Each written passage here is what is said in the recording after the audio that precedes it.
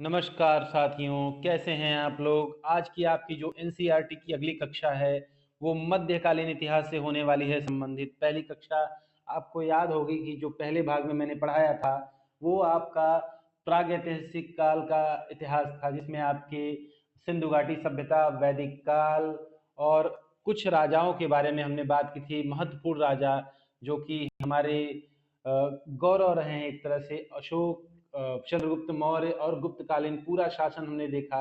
अब हम आते हैं मध्यकालीन इतिहास पर। मध्यकालीन इतिहास जो कि 800 से 1200 ईस्वी तक चला था उत्तर भारत में। देखते हैं कौन कौन से महत्वपूर्ण राजा थे जो मध्यकालीन इतिहास को अपने कारनामों से, अपने किए गए कामों से समेटे हुए हैं। सबसे पहला हम देखते हैं यहाँ पे त्रिपक्षीय संघर्ष। त्रिपक्षीय संघर्ष अर्थात तीन राजा जब एक साथ लड़े, वो है पहला पहला त्रिपक्षीय जो संघर्ष हुआ था वो गुर्जर, प्रतिहार, राष्ट्रकूट तथा पाल में हुआ था। कारण क्या था? कन्नौज पर सब लोग आधिपत्य जमाना चाहते थे। संघर्ष का काल लगभग 100 वर्षों तक चला और अंतिम विजय गुर्जर प्रतिहारों की हुई। आगे आते हैं कि गुर्जर जब ये विजय हो गई उसके बाद गुर्जर प्रतिहारों ने अपना साम्राज्य स्थापित कर लिया। इसके जो पहले राजा थे, पहले संस्थापक थे, वो थे नागभट्ट प्रथम। राजधानी थी भीनमाल।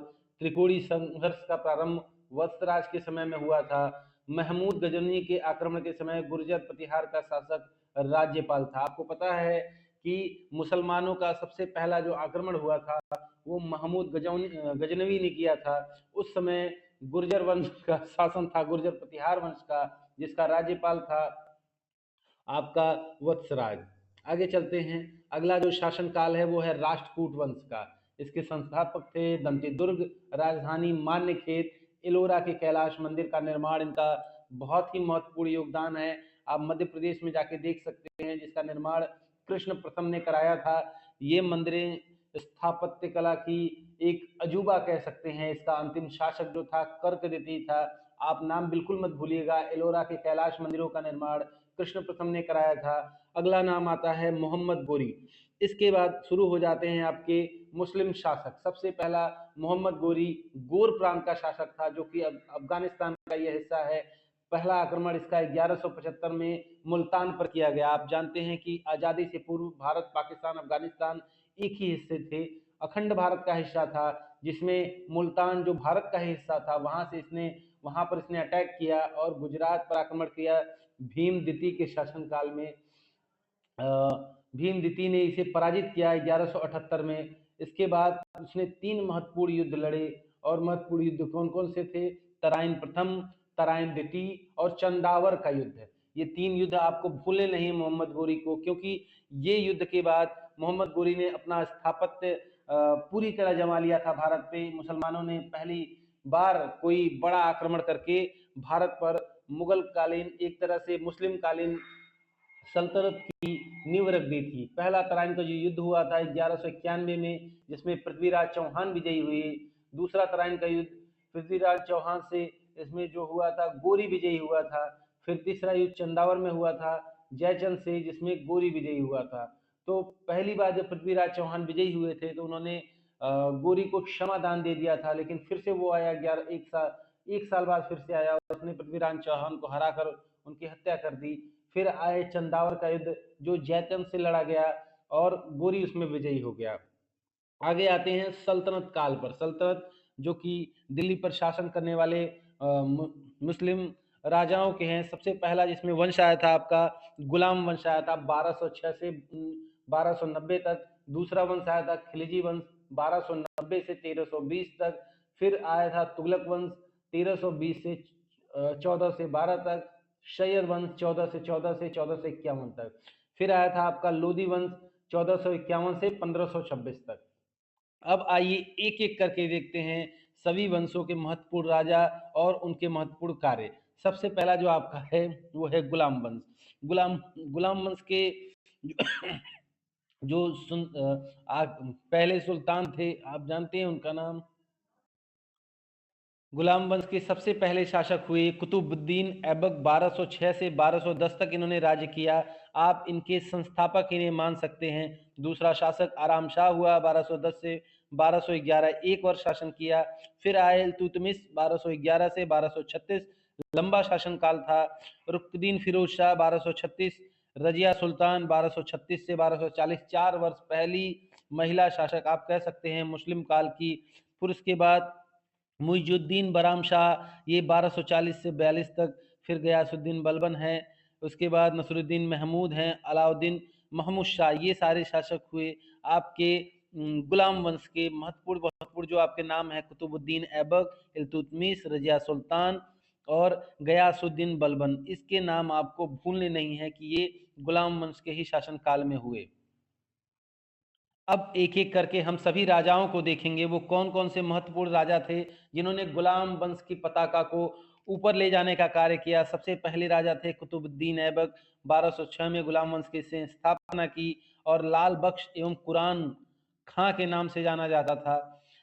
निर्माण इसने महत्वपूर्ण चीज़ों का जो कराया था उसमें 3 चीज़ें थी। पहला था कुव्वत उल इस्लाम मस्जिद जो कि दिल्ली में है, 2.5 दिन का झोपड़ा अजमेर में स्थापित कराया, कुतुब मीनार दिल्ली में, इन चीज़ों का इसने निर्माण कराया।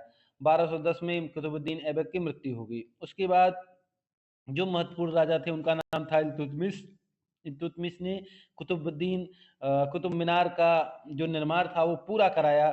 40 गुलाम सरदारों के संगठन तुर्कान ए चहलगानी का गठन किया। ध्यान रखिएगा, 40 गुलाम थे, उनके सरदारों का गठन किया, सरदारों के संगठनों का गठन किया जिनका नाम था तुर्कान ए चहलगानी।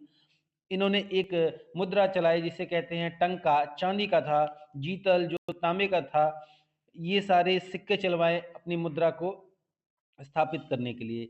इक्ता नाम की व्यवस्था शुरू की और 1211 में राजधानी लाहौर से दिल्ली स्थानांतरित की। ये प्रश्न बिल्कुल मत भूलिएगा, परीक्षाओं में बार बार पूछे जाते हैं कि 1211 से राजधानी लाहौर से दिल्ली स्थानांतरित की। आगे चलते हैं, आगे आती हैं रजिया सुल्तान। मैंने बताया था आपको ये भी बहुत महत्वपूर्ण राजा हैं गुलाम वंश की। 4 साल इन्होंने शासन किया। दिल्ली की सुल्तान बनने वाली एकमात्र महिला शासक। दूसरा, अल्तुनिया से विवाह किया इसने। अल्तुनिया ने रजिया के विरुद्ध विद्रोह कर दिया। इल्तुतमिश की पुत्री तथा उत्तराधिकारी थी। इल्तुतमिश की पुत्री थी इसीलिए इल्तुतमिश ने इसे राजा बना दिया। लेकिन पुरुषों के उस समाज में, पुरुषवादी उस समाज में रजिया सुल्तान को कोई एक्सेप्ट करने वाला नहीं था। इवन उसके हस्बैंड ने भी उसे अल्तुनिया, उन्होंने भी उन्हें धोखा दिया और उनके विरुद्ध विद्रोह छेड़ दिया। अगला जो नाम आता है वो है बलबन। जिल्ले इलाही की उपाधि धारण की इसने एवं स्वयं को नियामत एक खुदाई कहा। नियामत एक खुदाई ईरानी परंपरा सिजदा और पैबोस को लागू किया। नवरोज त्योहार मनाना शुरू किया। लौह एवं रक्त की नीति अपनाई। तुर्कानी ए चहलगानी को समाप्त किया और वास्तविक नाम था बहाउद्दीन। आगे चलते हैं, जो अगला आपका वंश आता है वो है खिलजी वंश। महत्वपूर्ण शासक कौन थे, एक एक करके देखेंगे। जो महत्वपूर्ण शासक आपकी परीक्षाओं में पूछे जाते हैं, सबसे महत्वपूर्ण शासक जलालुद्दीन फिरोज शाह खिलजी, 1290 से 1296 तक इन्होंने शासन किया। 6 वर्षों तक शासन किया। क्यूमर्स की हत्या कर खिलजी वंश की स्थापना जलालुद्दीन खिलजी ने की। आपको पता है क्यूमर्स आखिरी राजा थे गुलाम वंश के, उन्हीं की हत्या कर जलालुद्दीन फिरोज शाह खिलजी ने इसकी स्थापना की। मलिक सज्जुग इसके समय विद्रोह किया और 1296 में इसके भतीजे अलाउद्दीन ने इसकी हत्या कर दी। अगला महत्वपूर्ण जो शासक है वो है अलाउद्दीन खिलजी। आप सभी ने इसका नाम सुना होगा। 1296 से 1316 ईस्वी तक इसने शासन किया। बहुत लंबा शासन काल था, इस वंश के हिसाब से लंबा शासन काल था। पहला आक्रमण गुजरात के विरुद्ध किया। मालिक कफूर नामक दास गुजरात से ही इन्हें प्राप्त हुआ था। प्रारंभ किया। इनके जो कुछ महत्वपूर्ण काम थे वो थी भूमि की पैमाइश कराकर लगान वसूल करना। इसे दीवाने मुस्तखराज नामक विभाग की स्थापना की जो भूमि की पैमाइश करके लगान वसूल करता था। बाजार नियंत्रण या मूल्य नियंत्रण की नीति लागू की। घोड़े को दागने की तथा सैनिकों का हुलिया लिखने की प्रथा का आरंभ किया। सिकंदर द्वितीय या सिकंदर ए सानी की उपाधि अलाउद्दीन खिलजी ने धारण की। इसके जो अभियान थे वो महत्वपूर्ण अभियान थे। बहुत सारे राजाओं के विरुद्ध इसने युद्ध लड़ा था। पहला अभियान गुजरात कर्णदेव के विरुद्ध, रणथंभौर हमीर देव, मेवाड़ रतन सिंह के विरुद्ध, मालवा महालक के विरुद्ध, जालौन कल्हड़ देव के विरुद्ध, देवगिरी रामचंद्र देव शंकर देव के विरुद्ध, वारंगल प्रताप रुद्र द्वितीय के विरुद्ध, द्वार समुद्र वीर बल्लाल तृतीय के विरुद्ध, मदुरई वीर पांड्य के विरुद्ध।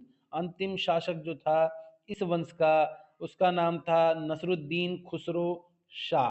आप याद रखिएगा कि खिलजी वंश के महत्वपूर्ण जो शासक थे वो अलाउद्दीन खिलजी थे, जिन्हें सिकंदर द्वितीय या सिकंदर सानी की उपाधि धारण की थी।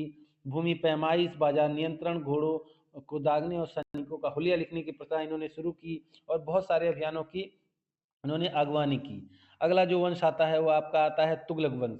तुगलक वंश का संस्थापक गयासुद्दीन तुगलक था। इसने उदारता की नीति अपनाई। नहरों का निर्माण करने वाला पहला सुल्तान गयासुद्दीन तुगलक था। तुगलकाबाद नामक नगर का निर्माण कराया। इसके अन्य जो महत्वपूर्ण कार्य थे वो बहुत ही ऐतिहासिक रहे हैं। अगला जो महत्वपूर्ण शासक आपका है मोहम्मद बिन तुगलक। ध्यान से देखिएगा, मोहम्मद बिन तुगलक जिसका वास्तविक नाम उलुग खां या जूना खान था, इसका महत्वपूर्ण काम था दोआब में कर वृद्धि, राजधानी दिल्ली से दौलताबाद ले जाना। आपको ध्यान होगा कि इल्तुतमिश जो शासन काल था गुलाम वंश का शासन काल में था, उसने राजधानी को लाहौर से दिल्ली स्थापित की 1211 में, और फिर से राजधानी दोबारा दिल्ली से दौलताबाद या देवगिरी स्थापित की गई। सांकेतिक मुद्रा का प्रचलन किया, खुरासान और कराची अभियान किया, दीवान अमीर कोही नामक कृषि विभाग की स्थापना की। इब्ने बतूता को सुल्तान ने दिल्ली में काजी नियुक्त किया। इब्ने बतूता जो कि मोरक्को का यात्री था, उसने इसका यात्रा विवरण रेहला में इसका वर्णन किया है। आगे चलते हैं। अगला जो शासक है तुगलक वंश का वो है फिरोज शाह तुगलक। क्या क्या महत्वपूर्ण काम किए? सिंचाई कर हक ए शर्ब लगाने वाला दिल्ली का पहला सुल्तान। सर्वप्रथम लोक निर्माण विभाग की स्थापना इसी ने की। पीडब्ल्यूडी आप कह सकते हैं, फिरोज शाह तुगलक ने स्थापित की। इसके द्वारा बसाए गए नगर फतेहाबाद, हिसार, फिरोजपुर, जौनपुर और फिरोजाबाद हैं। महत्वपूर्ण नगर हैं, ध्यान रखिएगा, फतेहाबाद, हिसार, फिरोजपुर, जौनपुर और फिरोजाबाद। दीवाने खैरात, दार उल सफ़ा दीवाने बंदगान की स्थापना की। ब्राह्मणों पर भी जजिया कर लगाया। शशगनी नामक सिक्का चलवाया और इस्लामी कानून द्वारा स्वीकृत केवल 4 कर खराज, खुस्म, जजिया और जकात लगाया। ध्यान से देखिएगा, आपके महत्वपूर्ण शासकों की कड़ी ये चल रही है। अगला जो शासक महत्वपूर्ण है उस वंश का, उनका नाम है नसीरुद्दीन महमूद। 1394 से 1412 तक इन्होंने शासन किया। इनके शासनकाल में मालिक सरवर जौनपुर को स्वतंत्र राज्य बनाया। मालिक सरवर नाम का एक वहाँ का अधिकारी था, उसने जौनपुर को स्वतंत्र राज्य बना दिया। तुगलक वंश का ये अंतिम शासक हुआ। इनके शासनकाल में 1398 में तैमूर लंग ने दिल्ली पर आक्रमण किया और बहुत ही बर्बरता की। अगला जो वंश है वो है सैयद वंश। संस्थापक इनके थे खिज खान तैमूर खान।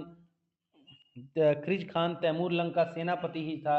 तैमूर लंग जब नसीरुद्दीन महमूद के शासनकाल में आक्रमण किया और दिल्ली को लूटने के बाद जब वापस जाने लगा तो उसने खिज खान को दिल्ली का बागडोर दे दिया और उसने सैयद वंश की स्थापना कर दी। इस वंश का अंतिम शासक अलाउद्दीन आलम शाह था। ये थी कुछ महत्वपूर्ण वंश की सूची। अगला जो वंश आपका आता है वो है लोधी वंश। ध्यान रखिएगा, लोधी वंश ने भी बहुत सारे महत्वपूर्ण काम किए। सबसे पहला जो इनका शासक था उनका नाम था बहलोल लोधी। 1451 से 1489 तक लोधी वंश का संस्थापक भी था। इसने बहलोल नामक सिक्का चलवाया, जौनपुर राज्य को जीतकर दिल्ली सल्तनत में मिलाया। दूसरा जो महत्वपूर्ण शासक था वो था सिकंदर लोधी। हर कोई जानता है 1504 में आगरा शहर इसी ने बसाया था और अपनी राजधानी बनाई थी। भूमि पैमाइश के लिए गजे सिकंदरी का प्रचलन करवाया। वह गुल रूपी उपनाम से कविताएं लिखता था। इसके काल में आयुर्वेदिक ग्रंथ फारसी में अनुवाद कर गज ए सिकंदरी नाम से किया गया। मान विद्या ग्रंथ लज्जत ए सिकंदर शाही की रचना हुई। तो ये ध्यान रखिएगा, भूमि पैमाइश, आगरा शहर बसाना, गुलरूपी उपनाम में कविताएं लिखता था, ये महत्वपूर्ण इसके कार्य थे। अगला जो शासक था इस काल का उसका नाम था इब्राहिम लोदी। दिल्ली का अंतिम शासक, दिल्ली सल्तनत का अंतिम शासक इब्राहिम लोदी और राणा सांगा के बीच खतौल का युद्ध हुआ 1518 में और इब्राहिम लोदी की हार हुई। पानीपत के प्रथम युद्ध में इब्राहिम लोदी पराजित हुआ और मारा गया। इब्राहिम लोदी और बाबर के बीच पानीपत का प्रथम युद्ध हुआ था। ध्यान रखिएगा, पानीपत के जो 3 युद्ध हुए थे, पहला युद्ध इब्राहिम लोदी और बाबर के बीच में हुआ था और यहीं से मुगल कालीन की पृष्ठभूमि है वहीं का प्रारंभ हो जाता है इब्राहिम लोदी के हारते ही। फिर आते हैं, ये जो सल्तनत काल बीता है इसके प्रमुख अधिकारी किस नाम से जाने जाते थे, किस प्रकार से ये शासन करते थे। वजीर वित्त विभाग का अधिकारी होता था। आरिज ए मुमालिक ये सैन्य विभाग का होता था। दीवाने इंशा शाही पत्र व्यवहार। दीवाने रसातल विदेशी विभाग।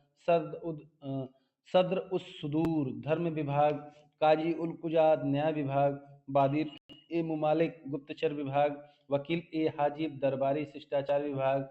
सर ए जहादार सुल्तान के अंगरक्षकों का प्रधान। मुस्तौफी ए मुफालिक महालेखा परीक्षक। मुशाफिर ए मुफालिक ये महालेखाकार। ये जो आपने प्रशासनिक विभाग देखे इसके संस्थापक कौन कौन थे एक एक करके देखते हैं। नायब ए मामलिकात जो प्रशासन संचालन करते हैं उसको संस्थापन किया, उसकी संस्थापना की थी बहराम शाह ने। दीवाने अर्ज जो कि सैन्य विभाग है इसकी संस्थापना की थी बलबन ने। दीवाने रियासत जो बाजार नियंत्रण से संबंधित है अलाउद्दीन खिलजी ने स्थापना की। दीवाने मुस्तखराज बकाया राजस्व वसूली है इसकी स्थापना अलाउद्दीन खिलजी ने की। दीवाने अमीर कोही कृषि विभाग मोहम्मद बिन तुगलक भूलिएगा मत, बहुत इंपॉर्टेंट है। दीवाने बंदरगान दासों की देखरेख फिरोज शाह तुगलक ने करी। दीवाने खैरात दान विभाग फिरोज शाह तुगलक ने करी। दार उल शफा चिकित्सा विभाग फिरोज शाह तुगलक ने की। अब आइए देखते हैं कुछ सल्तनत काल के स्थापत्य कला जो कि परीक्षाओं में पूछे जाते हैं। कुतुबुद्दीन ऐबक ने कुव्वतुल इस्लाम मस्जिद बनाई दिल्ली में। 2.5 दिन का झोपड़ा अजमेर में बनाया और कुतुब मीनार दिल्ली में बनवाए। तो कुव्वतुल इस्लाम मस्जिद और कुतुब मीनार ये दिल्ली में है और 2.5 दिन का झोपड़ा अजमेर में है। इल्तुतमिश पर आते हैं। सुल्तानगढ़ी का मकबरा मदरसा ए मुइज्जी ये दोनों दिल्ली में इल्तुतमिश ने निर्माण करवाया। बलबन ने बलबन का मकबरा और लाल महल इन दोनों का निर्माण दिल्ली में कराया। अलाउद्दीन खिलजी ने अलाई दरवाजा और हजान सितून दिल्ली में स्थापित करवाए। और एक जमात खाना मस्जिद है जो कि अलाउद्दीन ने ही बनवाए थे, दिल्ली में बनवाए थे। फिर अगला शासक आता है मोहम्मद बिन तुगलक। इसने अदिलाबाद का किला बनवाया। शेख निजामुद्दीन औलिया का मकबरा बनवाया। तो अदिलाबाद का किला दिल्ली और निजामुद्दीन औलिया का मकबरा दिल्ली में बनवाया। इब्राहिम लोदी ने सिकंदर लोदी का मकबरा बनवाया दिल्ली में। ठीक है, तो ये महत्वपूर्ण आपके कुछ स्थापत्य कला थे जो उस काल में बने। अगला है सल्तनत कालीन साहित्य। कौन कौन से महत्वपूर्ण किताब उस सल्तनत कालीन में लिखे गए। तो सबसे पहली महत्वपूर्ण किताब है किताब उल हिंद तहकीक हिंद अल बरूनी ने लिखी। तारीख ए यामनी उद्वी ने लिखी। ताज उल मासिर हसन निजामी ने लिखी। तबकात ए नासिरी मिनहास उस्सराज ने लिखी। सियासतनामा निजामुल मुल्क तुसी ने लिखी। फहूत अल सलातीन मालिक इसामी ने लिखी। तारीज ए फिरोज शाही जियाउद्दीन बर्नी ने लिखी। फतवा ए जहादारी जियाउद्दीन बर्नी ने लिखी। फतुहात ए फिरोज शाही फिरोज शाह तुगलक ने लिखी। खजाइन उल फतू और नूर सिपेहर आशिका तुगलका नामा इसने अमीर खुसरो ने लिखी। तुगलक नामा आप ध्यान रखिएगा, तुगलक नामा और नूर सिपेहर आशिका और खजाइन उल फतू अमीर खुसरो ने लिखी, बहुत ही महत्वपूर्ण लेखक हैं। रेहला इब्ने बतूता ने लिखी जो मोरक्को का यात्री था। तारिक ए मुबारक शाही यासिन बिन अहमद सरहिंदी ने लिखी। शाहनामा फिरदौसी ने लिखी। चंदायन दाऊद ने लिखी। मृगावती कुतुब ने लिखी। जफरनामा मुल्लायदी ने लिखी। अब आते हैं, अगला हिस्सा है विजयनगर साम्राज्य। उसी के काल में, जिस काल में ये आपके सल्तनत चल रहे थे, उसी दौरान एक और साम्राज्य था साउथ इंडिया में, दक्षिण भारत में, जो कि विजयनगर साम्राज्य के नाम से प्रसिद्ध था। वर्तमान में उसका नाम हम्पी है। कुल 4 राजवंश थे, संगम, सालू, तुलु और अराविड वंश। इसने शासन किया। इसके जो विजयनगर साम्राज्य थी इसके संस्थापक थे हरिहर एवं बुक्का। संत विद्यारण्य के प्रभाव में। एक एक करके देखते हैं। विजयनगर के शासकों के सबसे पहला वंश था संगम वंश 1336 से 1485 तक। इसके राजा थे हरिहर प्रथम, बुक्का प्रथम, हरिहर द्वितीय, विरूपाक्ष प्रथम, बुक्का द्वितीय, देवराव प्रथम, देवराव द्वितीय, मल्लिकार्जुन, विरूपाक्ष। ये महत्वपूर्ण राजा थे, भूलिएगा मत। दूसरा वंश है सालू वंश, जिसके महत्वपूर्ण राजा हैं नरसिंह सालू, नरसा नायक। तीसरा वंश है तुलु वंश, जो कि जिसके महत्वपूर्ण राजा हैं वीर नरसिंह, कृष्णदेवराय, अच्युत देवराय, वेंकट सदाशिव राय। तो तुलु वंश के शासक थे राजा कृष्णदेवराय, बहुत ही प्रसिद्ध हैं, ध्यान रखिएगा। अराविडु वंश, इसके राजा आपके थे तिरुमल, श्रीरंग प्रथम, वेंकट द्वितीय, श्रीरंग द्वितीय, राम देव वेंकट तृतीय और श्रीरंग तृतीय, ऐसे इनके राजा हुए। और महत्वपूर्ण घटनाएं इन काल में क्या क्या हुई थी, आइए देखते हैं। तो महत्वपूर्ण घटनाओं पर जब हम चलते हैं तो सबसे पहली महत्वपूर्ण घटना है हजारा रामस्वामी मंदिर व विठल स्वामी मंदिर का निर्माण कृष्णदेव राय ने करवाया था। आपको पता है कृष्णदेव राय जो कि आपके तुलु वंश के राजा थे। तुलु वंश के राजा कृष्णदेव राय ने हजारा राधा स्वामी रामस्वामी का मंदिर और विठल स्वामी का मंदिर का निर्माण करवाया था। नागलपुर नागलपुर नामक नगर कृष्णदेव राय ने बसाया था। जनवरी 1565 में तालीकोटा का युद्ध हुआ, जिसमें बीजापुर, अहमदनगर, गोलकुंडा तथा बीदर राज्यों के संघ ने विजयनगर को पराजित किया। तालीकोटा के युद्ध में राक्षसी तांगड़ी अथवा बन्नी हट्टी के युद्ध नाम से भी जाना जाता है। तालीकोटा का जो युद्ध हुआ था, इस युद्ध में विजयनगर का नेतृत्व राम राय कर रहा था। दूसरी महत्वपूर्ण जो घटनाएं हैं विजयनगर से संबंधित, विजयनगर साम्राज्य का पहला शासक हरिहर प्रथम था। कुमार कंपन की मधुरा विजय के उपलक्ष्य में उसकी पत्नी गंगा देवी ने मधुरा विजयम नामक ग्रंथ लिखा। वेद मार्ग प्रतिष्ठा पत्र की उपाधि बुक्का प्रथम ने धारण की। सोनार की बेटी का युद्ध देवराय प्रथम और बहमनी शासक फिरोज शाह के बीच हुआ। गज बेटक की पदवी देवराय द्वितीय को दी गई। देवराय द्वितीय ने इम्माड़ी देवराय भी कहा जाता है इनको। कृष्ण देवराय को आंध्र भोज और यवन राज स्थापनाचार्य की उपाधि धारण की। याद रखिएगा, आंध्र भोज और यवन राज स्थापनाचार्य।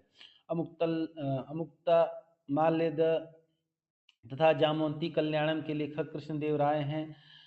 ध्यान रखिएगा, बहुत महत्वपूर्ण पुस्तक है अमुक्त माल्यद और जामवंती कल्याणम। अमुक्त माल्यम और जामवंती कल्याणम ये पुस्तक है कृष्णदेव राय की। आगे बढ़ते हैं, कुछ महत्वपूर्ण चीजें इन साम्राज्य के बारे में। विजयनगर साम्राज्य के भू राजस्व को शिष्ट, जबकि भू राजस्व विभाग को 58 कहा जाता था। प्रशासनिक इकाई कुछ इस प्रकार थी: कोट्टम, नाडु, मेलाग्राम, उर। कोट्टम मतलब जिला, जिसको वलनाडु कहते हैं। परगना नाडु को कहते हैं। मेलाग्राम 50 गांव का समूह। उर मतलब गांव, ग्राम सभा, ग्राम पंचायत। ठीक है। विजयनगर आने वाले जो महत्वपूर्ण यात्री थे, ध्यान से देखिएगा, कई बार परीक्षाओं में पूछे जाते हैं। निकोलो कोंटी इटली के यात्री थे। निकितीन रूस के यात्री थे, देवराय प्रथम के काल में आए थे। अब्दुल रज्जाक जो कि फारस का यात्री था, देवराय द्वितीय के काल में आया था। डुआर्ट बाराबोसा पुर्तगाली यात्री था, कृष्ण देवराय के समय में आया था। डोमिंगो पायस कृष्ण देवराय के समय में आया था। अच्युत देवराय के समय फर्नांडिस नूनीज आया था पुर्तगाल से। सीडर फेडरिक जो सदाशिव राय के समय में आया था। आपको कृष्णदेव राय जिसके डुआर्ट बाराबोसा थे, इसको ध्यान रखना है। अब्दुल रज्जाक देवराय द्वितीय के काल में आया था। फिर आते हैं बहमनी राज पर।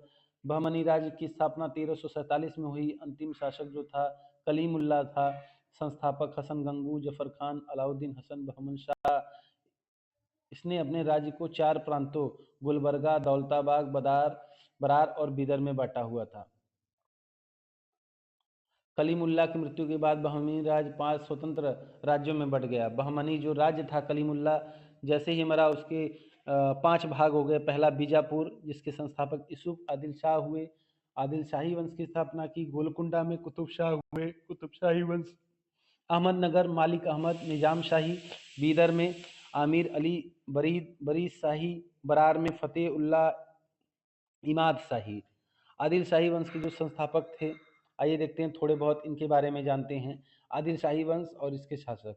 इब्राहिम आदिल शाही द्वितीय को गरीबों की सहायता करने के कारण अला अब अबला बाबा और विद्वानों को संरक्षण देने के कारण जगत गुरु कहा जाता था। इब्राहिम आदिल शाह द्वितीय, ध्यान रखिएगा। अब अबला बाबा और जगत गुरु दो इसके उपनाम थे। इब्राहिम आदिल शाह द्वितीय ने हिंदी गीत संग्रह किताबे नौरस की रचना की। फरिश्ता ने इब्राहिम आदिल शाह के संरक्षण में तारीख फरिश्ता की रचना की। मोहम्मद आदिल शाह ने बीजापुर में गोल गुंबद का निर्माण करवाया। फिर हम आते हैं भक्ति आंदोलन पर, जो कि प्रमुख संतों से संबंधित है। दक्षिण भारत में भक्ति का प्रसार अलवार और नयनार संतों ने किया। अलवार संत विष्णु के और नयनार संत शिव के थे।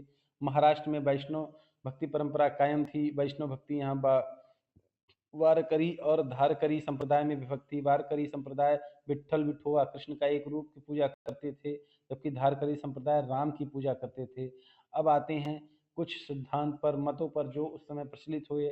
सबसे पहला सिद्धांत आदि शंकराचार्य अद्वैतवाद, रामानुजाचार्य विशिष्ट अद्वैतवाद, माधवाचार्य द्वैतवाद, निम्बारकाचार्य द्वैताद्वैतवाद, वल्लभाचार्य शुद्धाद्वैतवाद।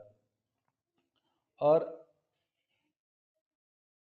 अब आते हैं हम सूफी आंदोलनों पर। सूफी मत जो था, उनके दो मत थे। बाशरा इस्लामी कानून को मानने वाले थे, बेशरा इस्लामी कानून में बंधे नहीं थे। ये दो भाग थे, बेशरा कलंदर और फिरदौसी। और इस्लामी कानून को मानने वाले जो सूफी मत थे वो थे चिश्ती, सुहरावर्दी, फिरदौसी, कादरी, नक्शबंदी। प्रमुख सूफी सिलसिले जो थे, सबसे पहला सूफी सिलसिला आप कह सकते हैं कि ये संत थे, सूफी संत। प्रमुख पहला था चिश्ती, शेख मुइनुद्दीन चिश्ती, सुहरावर्दी शेख बहाउद्दीन जकारिया, कादरी अब्दुल कादिर जिलानी, नक्शबंदी ख्वाजा वाकी विल्ला, फिरदौसी शेख जलालुद्दीन सुर्ख, सत्तारी अब्दुल्ला सत्तारी। अगला साम्राज्य आता है मराठा साम्राज्य। महत्वपूर्ण साम्राज्य है जो कि उस काल में फला फूला। जैसे ही सल्तनत अपने अंत की ओर चला, तो इसकी स्थापना की थी शिवाजी ने। ठीक है, तो महत्वपूर्ण चीजें एक एक तरफ से देखते चलते हैं। पुत्र इनके पिताजी किसके पुत्र थे? इनका राज्याभिषेक जो हुआ था 1674 से 1674 जून और सितंबर में 2 बार किया गया। आध्यात्मिक गुरु समर्थ रामदास गुरु थे इनके। दादा कोणदेव, माता पिता जीजाबाई शाहजी भोसले। जन्म अप्रैल 1627, सिवनेर दुर्ग। 1666 में आगरा में औरंगजेब के कैद से निकलने में सफल रहे। 70 में दूसरी बार सूरत की लूट की। 1664 में सूरत की पहली लूट की। 1663 में शाइस्ता खान को पराजित किया। शाइस्ता खान को आप भूलिएगा मत। 1659 में इन्होंने अफजल खान की हत्या की, अब्दुल भतारी की हत्या की, और 12 अप्रैल 1680 को इनकी मृत्यु हो गई। तो बहुत वर्षों तक मराठा साम्राज्य को जीवंत रखा छत्रपति महाराज शिवाजी ने। शिवाजी के अधीन जो प्रशासनिक इकाई थी वो पहली इकाई थी स्वराज, जिसके अधिकारी होते थे छत्रपति महाल, जिसके अधिकारी होते थे सरह वलदार, तर्फ जिसके अधिकारी होते थे हवलदार, मौजा जिसके अधिकारी होते थे कारकुन, गांव या ग्राम जिसके अधिकारी पाटिल या पटेल होते थे। शिवाजी में 8 प्रधानमंत्री थे, 8 प्रधानमंत्री थे। कौन कौन था? पहला पेशवा जो प्रधानमंत्री जिसको कहते हैं, दूसरा था अमात्य जिसको हम वित्त मंत्री कहते थे, तीसरा था मंत्री जिसको हम दैनिक कार्यवाही कहते थे, चौथा था सचिव पत्राचार विभाग, सुमंत विदेश मंत्री था, सेनापति सैन्य मंत्री था, पंडित राव धर्माधिकारी था, न्यायाधीश न्याय प्रमुख था। ये शिवाजी के कुछ शासन के अंग थे। शिवाजी के जो उत्तराधिकारी हुए वो हुए संभाजी, राजा राम, ताराबाई, शाहूजी, राजा राम द्वितीय। तो संभाजी ने 1680 से 1689 तक शासन किया। फिर आते हैं मराठा सरदारों के प्रभाव क्षेत्र पर। मराठा कई भागों में बटे हुए थे, सरदारों में बटे हुए थे। तो महत्वपूर्ण सरदारों के नाम देखते हैं। पूना में पेशवाओं ने शासन किया, ग्वालियर में सिंधिया ने शासन किया, इंदौर में होलकर ने शासन किया, नागपुर में भोसले ने किया, बड़ौदा में गायकवाड़ ने शासन किया। जैसे जैसे इतिहास क्रम आगे बढ़ता है, मराठा शासन पेशवाओं के अधीन आने लगा। तो देखते हैं महत्वपूर्ण पेशवा कौन कौन से थे। मराठा शक्ति पेशवाओं के अधीन आने लगी। तो कौन कौन से महत्वपूर्ण पेशवा थे? सबसे पहला जो पेशवा आपका था वो था बालाजी विश्वनाथ। बालाजी विश्वनाथ ने 1713 से 1720 तक शासन की। दूसरा पेशवा था बाजीराव प्रथम, 1720 से 1740, टोटल 20 साल शासन किया इसने। तीसरा पेशवा था बालाजी बाजीराव। चौथा था माधवराव। पांचवा था नारायण राव।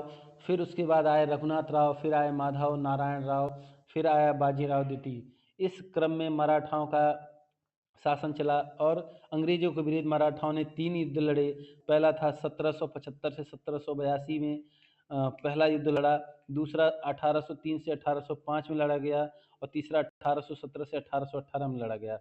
तो कुछ महत्वपूर्ण संधियां थी जो मराठाओं के द्वारा की गई, जिसे हम देखते हुए चलते हैं। सबसे पहली पुरंदर की संधि 1665 में मुगल सेनापति जयसिंह और शिवाजी महाराज के बीच में हुआ। संगोला की संधि 1750 बालाजी बाजीराव तथा राजा राम द्वितीय के बीच में हुआ। सूरत की संधि रघुनाथ राव और ईस्ट इंडिया कंपनी के बीच में हुआ। पुरंदर की द्वितीय संधि पेशवा माधवराव और पेशवा माधव नारायण राव तथा अंग्रेजों के बीच में हुआ। आगे देखते हैं कुछ महत्वपूर्ण और संधियां। बड़ा गांव की संधि पेशवा माधव नारायण राव तथा अंग्रेजों के बीच हुआ। सालाबाई की संधि पेशवा माधव नारायण राव तथा अंग्रेजों के बीच में हुआ। बासीन की संधि बाजीराव द्वितीय तथा अंग्रेजों के बीच में हुआ। देवराय की संधि रघुजी भोसले तथा अंग्रेजों के बीच में हुआ। सुरजी अर्जन गांव की संधि सिंधिया तथा अंग्रेजों के बीच में हुआ। राजापुर घाट की संधि होलकर तथा अंग्रेजों के बीच में हुआ। पूना की संधि बाजीराव द्वितीय तथा अंग्रेजों के बीच में हुआ। ग्वालियर की संधि दौलत राव अंग्रेजों के बीच में हुआ। मंदसौर की संधि मल्हार राव होलकर तथा अंग्रेजों के बीच में हुआ। आगे आते हैं हम सिख संप्रदाय पर। आप जानते हैं कि उसी काल में सिखों के उत्थान का समय था। तो सिख संप्रदाय के कुल 10 गुरु हुए। 10 गुरु को एक एक करके हम देखते हुए चलते हैं। सबसे पहले हम आते हैं सबसे पहले गुरु पर। सबसे पहले आपके जो गुरु हुए थे, सिखों के सबसे पहले गुरु का नाम था गुरु नानक देव। 1459 से 1539 तक सिख धर्म का प्रवर्तन इन्होंने किया था। दूसरे गुरु थे गुरु अंगद देव। इन्होंने गुरुमुखी लिपि का जन्म दिया था 1539 से 1552 में। तीसरे गुरु थे गुरु अमरदास। इनका कोई महत्वपूर्ण ऐसा जो परीक्षा में आने लायक ऐसा कुछ नहीं यहाँ पर नहीं है। और चौथे जो गुरु थे गुरु रामदास। इन्होंने अमृतसर एवं संतोषसर तालाब का निर्माण कराया। पांचवें गुरु थे गुरु अर्जुन देव। स्वर्ण मंदिर का निर्माण कराया। गुरु गोविंद सिंह ने अकाल तख्त का निर्माण कराया, जो कि आपके 6वें गुरु थे। 7वें गुरु गुरु हराय थे। और गुरु 8वें गुरु थे गुरु हरकिशन। और आपके 9वें गुरु थे गुरु तेग बहादुर। और अंतिम गुरु थे गुरु गोविंद सिंह, जिन्होंने खालसा पंथ की स्थापना की। गुरु तेग बहादुर को औरंगजेब ने मृत्यु दंड दिया था, ऐसा आप सब जानते हैं। मुगल साम्राज्य के अब आते हैं हम मुगल साम्राज्य पर। सबसे पहला जो शासक था, संस्थापक था, आपको पता है कि इब्राहिम लोदी से युद्ध जीतकर बाबर ने मुगल वंश की स्थापना भारत में की। मुगल वंश का संस्थापक था इसके पिता उमर शेख मिर्जा, माता कुलतुल निगार खानम, पुत्र हुमायूं कामरान अस्करी हिंदाल। बाबर की जो आत्मकथा थी तुझके ए बाबरी या बाबरनामा। तो महत्वपूर्ण जो युद्ध लड़े थे बाबर ने, वो पहला युद्ध था पानीपत का प्रथम युद्ध 1526 में बाबर और इब्राहिम लोदी ने लड़ा। खानवा का युद्ध बाबर और राणा सांगा के बीच में लड़ा गया 27 में, एक साल बाद। 28 में चंदेरी का युद्ध लड़ा गया बाबर और मेंदिनी राय के बीच में। और घाघरा का युद्ध लड़ा गया 29 में, एक एक वर्षों के अंतराल में लड़ा गया, जो कि बाबर और महमूद लोदी के बीच में लड़ा गया। फिर अगला जो शासन काल आता है वो आता है हुमायूं का 1530 से 1556 तक। इसका जन्म 1508 काबुल में हुआ था। 1530 में आगरा के सिंहासन पर बैठा। दिल्ली में हुमायूं के मकबरे का निर्माण उसकी पत्नी हाजी बेगम ने करवाया। हुमायूं नामा की रचना गुलबदन बेगम ने की और 1556 में इसकी मृत्यु हो गई। महत्वपूर्ण जो इसके युद्ध थे देवराज, चौसा, कन्नौज या बिलग्राम या सरहिंद का युद्ध। 4 युद्ध थे, जिसमें देवरा का युद्ध अफगान महमूद लोदी के विरुद्ध हुमायूं ने लड़ा, हुमायूं विजयी हुआ। चौसा का युद्ध शेरशाह से लड़ा, शेरशाह ने उसे हरा दिया। कन्नौज में बिलग्राम में जो लड़ाई हुई हुमायूं शेरशाह की हुई, शेरशाह ने उसे बाहर कर दिया। और चौथा जो युद्ध था सरहिंद का युद्ध, इसमें हुमायूं विजयी हुआ। सिकंदर सूर्य के विरुद्ध इसकी लड़ाई थी। अगला जो शासक था महत्वपूर्ण शासक, अगला जो शासन था वो था शेर शाह सूरी का 1540 से 1545 के बीच में। बचपन का नाम फरीद खान। मोहम्मद बहार खान लोहानी, जिसने शेर खां की उपाधि इन्हें दी, 1540 में दिल्ली की गद्दी पर बैठा। 45 में कलिंजर विजय के दौरान इसकी मृत्यु हुई। काबुलियत एवं पट्टा प्रथा की इसी ने शुरुआत की। 1542 में अमरकोट के राजा बीरसाल के महल में इसका जन्म हुआ। माता पिता हमीदा बानो और इसकी काबिलियत जो ही पट्टा प्रथा से इन्होंने शुरुआत की। अब आते हैं अगले शासक काल की तरफ। अकबर, जिन्होंने 1556 से 1605 ईस्वी तक शासन किया। इनके माता पिता का नाम हमीदा बानो और हुमायूं था। अमरकोट के राजा वीरसाल के महल में इनका जन्म हुआ। बचपन का नाम जलाल, संरक्षण बैरम खान, राज्याभिषेक 1526 का कलानौर में, मृत्यु 1605 में, कब्र सिकंदरा आगरा के निकट। प्रमुख जो युद्ध लड़े थे अकबर ने, पहला पानीपत का द्वितीय युद्ध लड़ा, पहला पानीपत का युद्ध लड़ा था बाबर ने, दूसरा युद्ध लड़ा था अकबर ने, अकबर और हेमू के बीच में हुआ था हल्दी घाटी। अकबर और महाराणा प्रताप, इसमें अकबर विजयी हुआ। अगला जो युद्ध था अकबर का, अगला जो कार्य था अकबर का, वो था महत्वपूर्ण देख सकते हैं आप। सबसे पहला कार्य था दास प्रथा का अंत। 1562 में अकबर ने दास प्रथा का अंत कर दिया। तीर्थ यात्रा पर कर की समाप्ति की, जजिया कर की समाप्ति की, राजधानी आगरा से फतेहपुर सीकरी स्थानांतरित की, इबादत खाना का निर्माण करवाया, इबादत खाने के द्वार पर सभी धर्मों के लिए दरवाजा खोला, मजहर की घोषणा की, इबादत खाना बंद कर दिया गया 1582 में, और दीन इलाही की स्थापना की। अकबर ने 9 रत्न रखे हुए थे। जिस प्रकार चंद्रगुप्त द्वितीय के दरबार में 9 रत्न थे, उसी प्रकार अकबर के शासनकाल में भी 9 रत्न थे। 9 रत्न उसमें अबुल फजल, फैजी, तानसेन, बीरबल, टोडरमल, राजा मान सिंह, अब्दुल रहीम ए खान खाना, फकीर जलाउद्दीन, मुल्ला दो प्याजा। अकबर द्वारा विजित जो राज्य थे वो कुछ इस प्रकार थे। मालवा को 1561 में जीता, राज बहादुर से, चुनार को अफगान शासक से जीता, आमेर को भारमल से जीता, मेड़ता को जयमल से जीता, गोंडवाना को रानी दुर्गावती और वीर नारायण से जीता, मेवाड़ को उदय सिंह और महाराणा प्रताप से जीता, रणथंभौर को सुरजन राय हाड़ा से जीता, कलिंजर को रामचंद्र से जीता, जैसलमेर को रावल हर राय से जीता, मारवाड़ को राव चंद्रसेन से जीता, बीकानेर को राय कल्याणमल से जीता, जोधपुर को चंद्रसेन से जीता, गुजरात को मुजफ्फर खान तृतीय से जीता, बिहार एवं बंगाल को दाऊद खान से जीता, काबुल को मिर्जा हकीम से जीता और कश्मीर को यूसुफ खान से जीता। उड़ीसा को निसार खान से जीता, सिंध को जानी बेग से जीता, बलूचिस्तान को अफगान शासक से जीता, कांधार से मुजफ्फर हुसैन को जीता, खानदेश को अली खान से जीता, अहमदनगर को चांद बीबी से जीता, असीरगढ़ को मीनर बहादुर से जीता।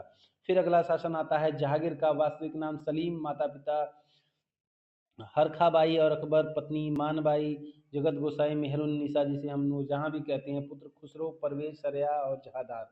आत्मकथा तुझके, जहागीरी मकबरा, शाहदरा, दरबार में आने वाले विदेशी यात्री हाकिम हाकिम सर थॉमस रो, फ्रांसिस पिलसार्ट। 2 अस्पा और सी। अस्पा प्रथा चलाई। जहांगीर का शासनकाल चित्रकला का स्वर्ण काल कहा जाता है। अगला जो शासन है वो है शाहजहां का। वास्तविक नाम खुर्रम, माता पिता जगत गोसाई जहांगीर, पत्नी अजूमंद बानो बेगम, दारा शिको, औरंगजेब मुराद और शाह सुजा इसके पुत्र हुए। मृत्यु 1666 में हुई। 1638 में राजधानी आगरा से दिल्ली स्थानांतरित की। दारा शिको को साहबुल साबुल्द इकबाल की पदवी प्रदान की। दारा शिको के उपनिषदों का फारसी में अनुवाद सिर ए अकबर शीर्ष के अंतर्गत किया। शासनकाल स्थापत्य कला का स्वर्णकाल कहा जाता है। चित्रकला का स्वर्णकाल जहांगीर का काल कहा जाता है। कब्र इसका आगरा में स्थित है। अब आते हैं उत्तराधिकार युद्ध पर। किसने लड़ाई करी? बहादुरपुर युद्ध, जो कि शाह सुजा और शाही सेना के बीच में हुआ। शाही सेना विजयी हुई।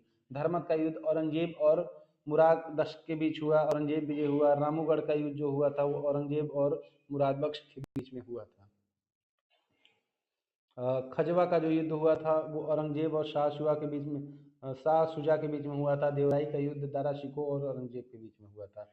अगला शासक आता है औरंगजेब। माता पिता मुमताज महल और शाहजहां, पत्नी दिलरास बानो बेगम, या तो इसको रबिया दौरानी कहते हैं। पुत्र मुअज्जम बहादुर शाह प्रथम, मोहम्मद आजम काम बख्श।